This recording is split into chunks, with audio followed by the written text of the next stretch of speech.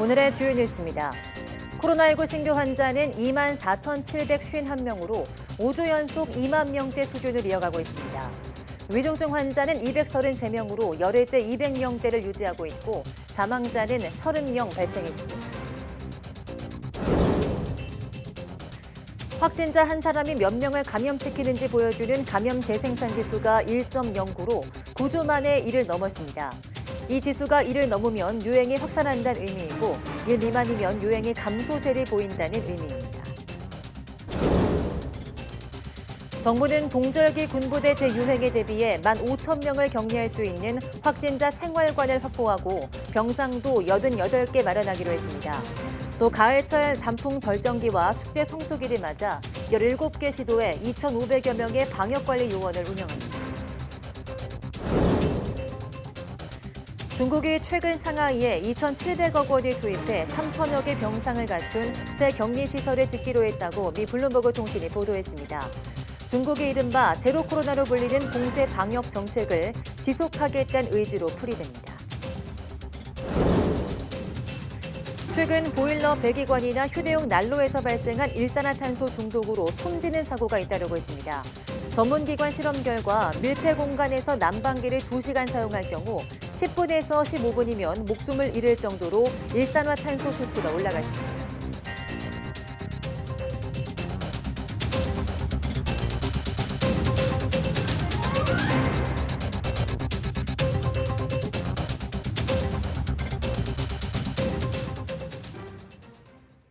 네, 여러분 안녕하십니까? 10월 21일 사이언스 투데이 시작합니다. 오늘 0시 기준 코로나19 신규 환자는 어제보다 600여 명 감소한 24,751명으로 집계됐습니다. 일주일 전보다 1,000여 명 많고 2주 전보다 2,000여 명 많습니다. 신규 환자 가운데 국내 발생은 24,691명, 해외 유입은 60명입니다. 위중증 환자는 233명으로 열흘째 200명대를 나타냈습니다. 사망자는 30명으로 누적 사망자는 28,952명, 치명률은 0.11%입니다. 코로나19 유행 정도를 보여주는 감염 재생산 지수가 9주 만에 1을 넘었습니다.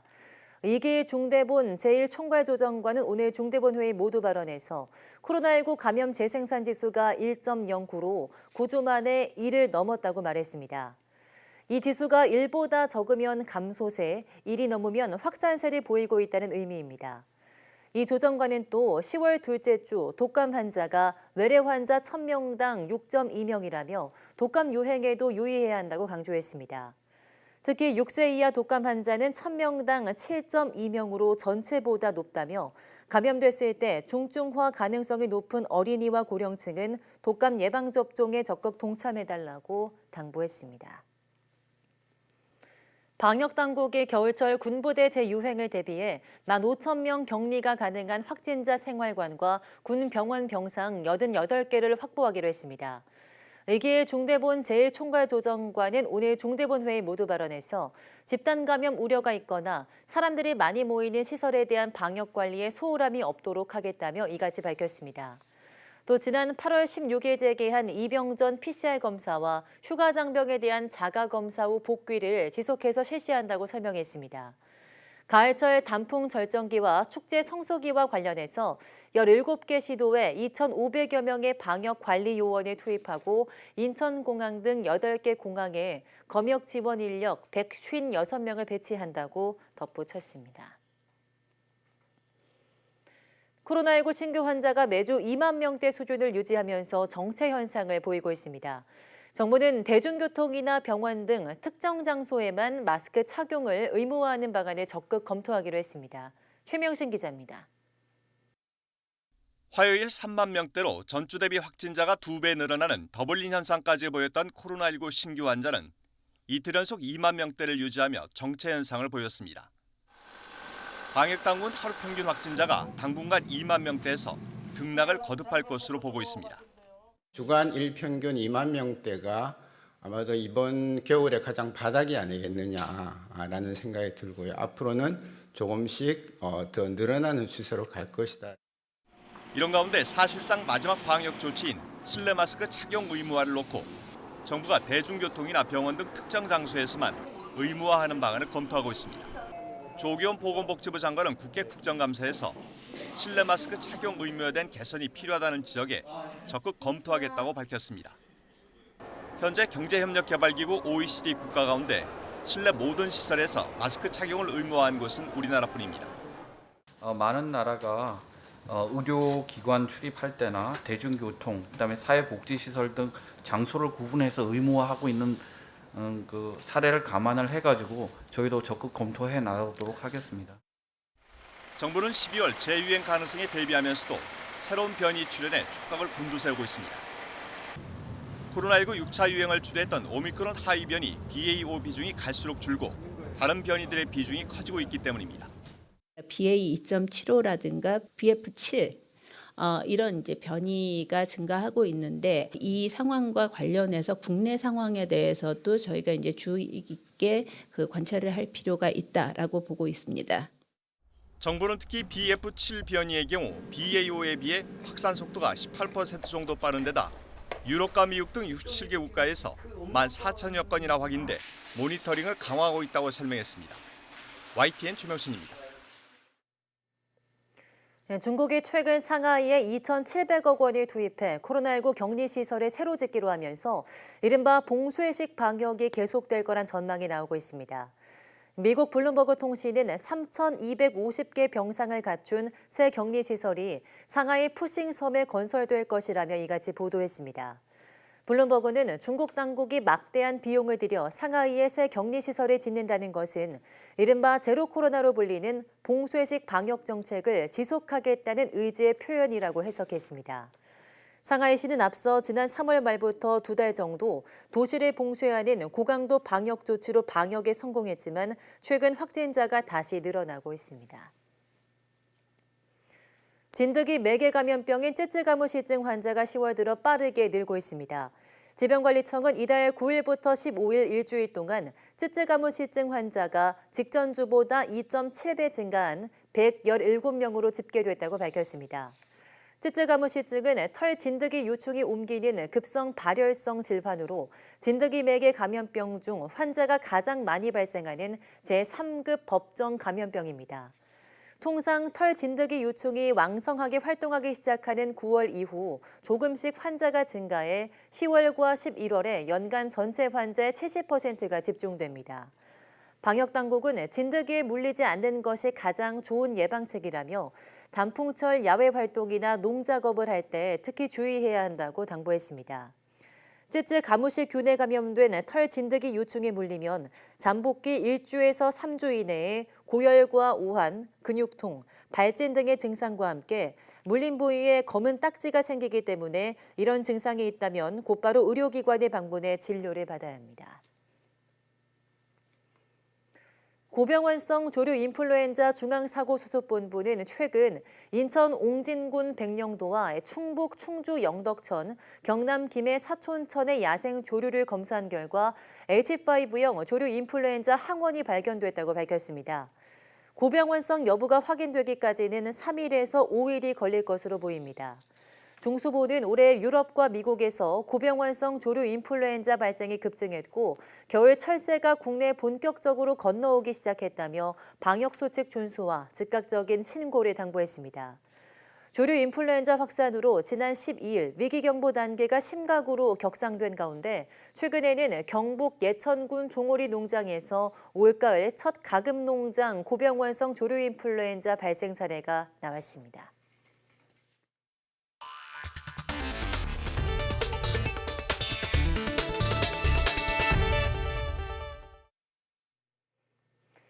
카카오 먹통 대란 이후 정부와 정치권은 데이터 센터 관리에 국가가 개입할 수 있게 법을 바꾸겠다고 나섰습니다. 하지만 이미 2년 7개월 전에 나왔던 법안을 재탕하는 수준이라 소 잃고 외양간 고치기란 비판이 나오고 있습니다. 권남기 기자입니다. 우선 카카오나 네이버와 같은 부가통신 사업자에 의무적으로 이중화를 시키는 방안이 거론됩니다. 이번 화재와 같은 재난에 대비해 같은 시스템을 2개 이상 준비하는 걸 법으로 강제하겠다는 겁니다.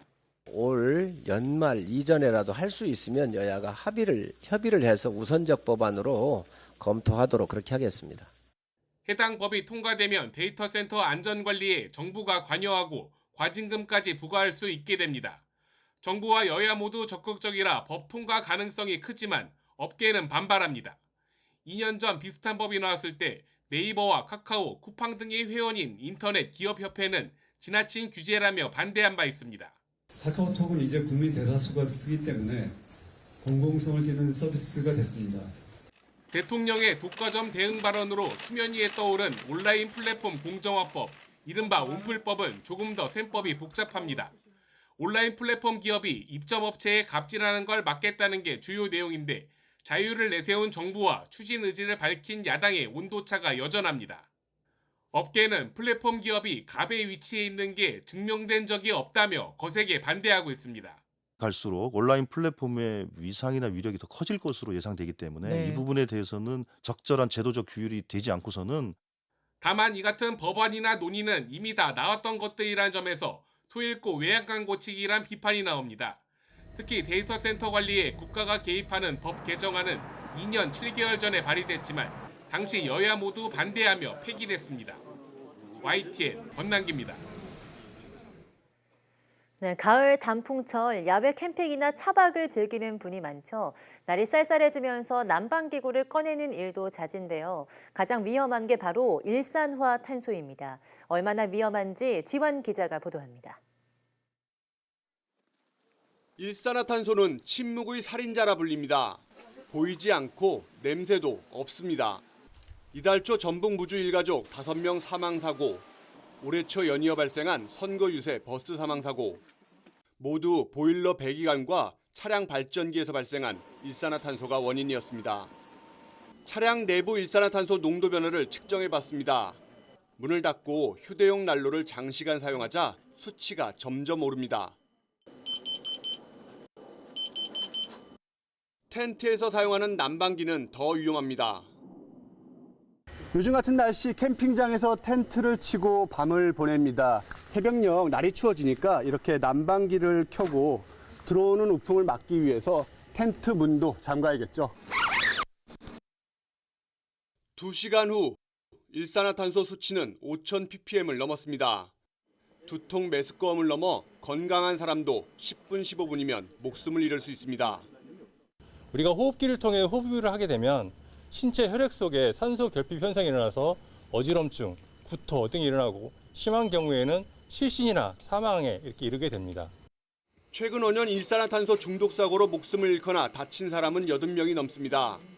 차량이나 텐트 내부 공간이 작을수록 농도는 더 급격히 올라갑니다. 잠들기 좋게 난방기를 약하게 틀어놓으면 더 장시간 일산화탄소를 배출합니다. 밀폐된 공간에선 될 수 있으면 난방기를 켜지 말고 불가피하게 사용할 땐 무조건 환기를 자주 해야 합니다. YTN 지환입니다. 코로나19 이후 방역이 생활화되면서 소독과 살균에 필요한 제품들이 일상화됐습니다. 간편하게 쓸 수 있는 손 소독 티슈 일부 제품의 살균 성분 함량이 기준치를 벗어난 것으로 확인됐습니다. 윤혜리 기자입니다. 코로나 이후 필수품으로 자리 잡은 소독과 살균용품. 편리하게 쓸 수 있는 손소독 티슈 제품도 넘쳐납니다. 초창기에 한참 심했을 때는 물건도 닦고 이것저것 손도 닦고 그리고 여러 가지 이제 집도 닦고 막 이렇게 했었는데 코로나 터지고 나서는 소독용 물티슈에도 관심이 가긴 한 것 같아요. 코로나가 발생했던 재작년 손소독 티슈와 같은 외용 소독제 생산액은 3,890억 원으로 1년 만에 10배 늘었습니다. 그런데 시중에 판매되는 손소독 티슈 제품 가운데 일부가 살균 성분 함량 기준치를 벗어난 것으로 조사됐습니다. 한국소비자원이 손소독 티슈 19개를 조사한 결과 살균 유효 성분이 미달한 제품은 5개, 초과한 제품은 2개였습니다. 한 제품은 사회적 참사를 불러온 가습기 살균제 성분 중 하나인 벤잘코늄 염화물이 기준치를 20% 초과한 것으로 나타났습니다. 이 화학물질은 기체 상태로 흡입하면 호흡기 손상을 초래할 수 있지만 액체 상태로는 의약 외품인 소독제로 사용할 수 있도록 규정하고 있습니다. 유효 성분이 함량 미달일 경우 소독 성능이 떨어지고 과도할 경우 피부에 자극을 줄 수 있습니다. 그러니까 기준 범위를 벗어났을 경우에는 살균 효과가 감소할 수가 있습니다. 정해져 있는 기준 안에서 그 유해 성분 함량을 관리할 필요가 있습니다. 조사 대상 3분의 1은 질병 예방이나 완벽 살균 등 확인되지 않은 효능을 광고하기도 했습니다. 시정 광고를 받은 손소독 티슈 생산업체는 문제가 된 제품의 판매를 중단하고 재고를 폐기할 계획입니다. 한국소비자원은 이번 조사 결과를 식품의약품안전처에 전달하고 수거 검사를 요청했습니다. YTN 윤혜리입니다. 학생 수는 매년 줄어드는데 과밀 학급은 오히려 늘면서 교육당국은 임시해결책으로 모듈러 교실을 확대하고 있습니다. 하지만 학생 안전 우려로 곳곳에서 반대에 부딪히고 있는데요.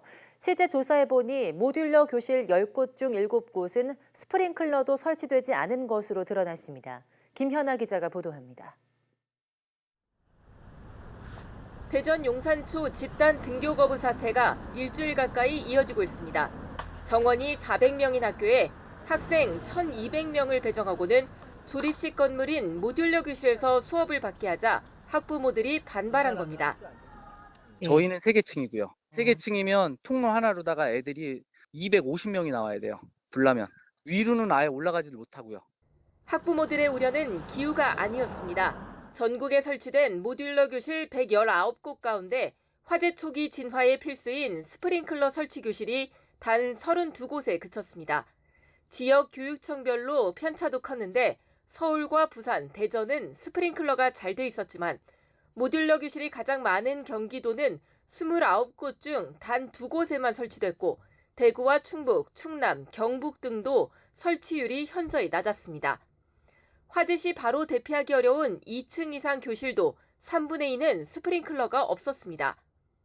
모듈러 교실은 지난해에야 학교 건물과 같은 소방시설 기준을 적용하기로 정해졌는데 대부분 4층 이하라 스프링클러 설치 대상에 포함되지 않은 겁니다. 소음과 진동 문제 역시 많이 해결했다지만 불만과 우려도 여전합니다. 전국에 있는 모듈러가 천차만별이에요. 특히 스프링클러 문제가 매우 심각하고요. 또 친환경 소재로 모듈러 교실을 만들어야지 우리 부모님들 입장에서는 아이를 안전하게 학교에 보냈는데 그런 문제도 많이 부족한 것 같습니다. 논란 속에서도 교육부는 앞으로 학교 신축 시 모듈러 교사를 우선 도입하는 등 관련 정책을 확대할 예정입니다. 학생 수 변동에 따라 교실을 쌓았다가 없앴다가 대응이 쉽다는 것 때문인데 전면 도입을 강행하기 전에 모듈러 교실의 품질과 안전 기준을 한층 강화하고 장단점을 꼼꼼히 제시하려는 노력이 필요해 보입니다. YTN 김연아입니다. 네, 밥이 주식인 우리에게 쌀은 무엇보다 중요한 곡식입니다. 최근 우리 입맛에 맞는 국산 쌀이 많이 나오고 있는데요. 여러 가지 쌀 가운데 어떤 쌀이 좋은지 또 어떻게 보관하고 밥을 짓는 게 좋은지 김학무 기자가 알아봤습니다. 올해 추수를 마친 햅쌀이 본격적으로 시중에 나오고 있습니다. 상표와 포장이 매우 다양한데 이렇게 많은 쌀 가운데 어떤 쌀의 맛과 품질이 좋을까? 보통 주부들이 쌀을 살 때 품종이나 품질을 꼼꼼히 살펴보는 경우는 많지 않습니다. 주변에서 맛있다고 추천받아서 샀는데 어떨 때는 맛있을 때도 있고 어떨 때는 제 입맛에 안 맞아서 맛이 없을 때도 있거든요. 좋은 쌀을 고르기 위해서는 우선 포장지의 품질 표시 사항에서 품종과 등급, 생산 연도 등을 확인해야 합니다. 품종은 단일 품종이 호남미보다 좋고 생산 연도와 도정 날짜는 가능하면 최근이 좋습니다. 쌀 품종마다 고유의 밥맛을 가지고 있습니다. 소비자들께서는 호남미보다는 단일 품종을 선택하셔서 품종 고유의 밥맛을 느끼실 수 있었으면 좋겠습니다. 쌀은 외부 온도 변화에 민감하게 반응하는데 실험 결과 영상 4도에서 보관한 쌀의 밥맛과 신선도가 가장 좋은 것으로 나타났습니다. 가정에서는 밀폐 용기에 담아 냉장고에 보관하는 게 가장 좋습니다. 맛있는 밥을 지으려면 씻기와 불리기, 물 맞춤이 중요합니다. 쌀을 처음 씻는 물은 쌀기와 냄새가 배어있기 때문에 빠르게 버려주시는 것이 좋고 두세 번 가볍게 씻은 후에 쌀을 약 30분 동안 물에 담가 놓는 것이 좋습니다. 국내 연구진이 심혈을 기울여 우리 입맛에 맞는 쌀을 개발한 만큼 잘 골라 올바른 방법으로 밥을 지으면 더욱 맛있는 밥을 드실 수 있습니다. YTN 김학무입니다. 농촌진흥청이 건식 숙성과 같은 효과를 단기간에 얻을 수 있는 라디오파 소고기 연화 기술을 개발했습니다. 이번에 개발한 라디오파 소고기 연화 기술은 라디오파를 이용해서 소고기를 효소 반응이 활발한 영상 20도에서 40도까지 강온하는 것으로 48시간 만에 기존 건식 숙성 방식으로 4주쯤 걸리는 효과를 얻을 수 있습니다. 농진청은 라디오파가 의료용인 자기공명 영상법에 사용하는 주파수와 비슷하고 밀폐된 장치 내부에서 가열용으로만 사용해 인체에 해가 없다고 밝혔습니다. 러시아산 천연가스 공급 중단 여파로 유럽이 액화 천연가스 수입에 열을 올리면서 LNG 운반선의 해상 운임이 역대 최고 수준으로 올랐습니다. 영국 런던 발틱 해운 거래소에 따르면 이번 주 LNG 운반선 1일 현물 운임은 45만 달러, 6억 5천만 원을 기록하면서 올 초에 비해 약 6배로 뛰어 올랐다고 월스트리트 저널이 보도했습니다. 선박 중개인들은 주요 해운 노선의 1일 운임이 이달 중 50만 달러, 7억 2천만 원까지 상승할 것으로 전망했습니다. 월스트리트 저널은 에너지 성수기인 겨울이 다가오면서 LNG 운임의 추가 급등이 전망된다고 밝혔습니다.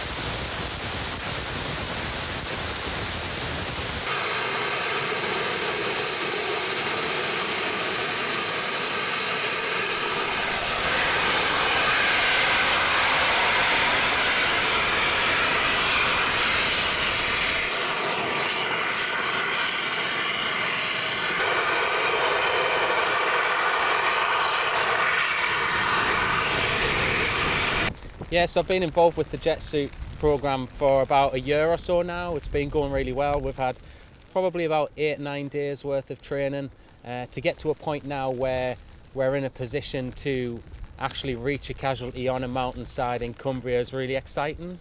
And it's a really key day today to be able to do that in the difficult rain, wind conditions.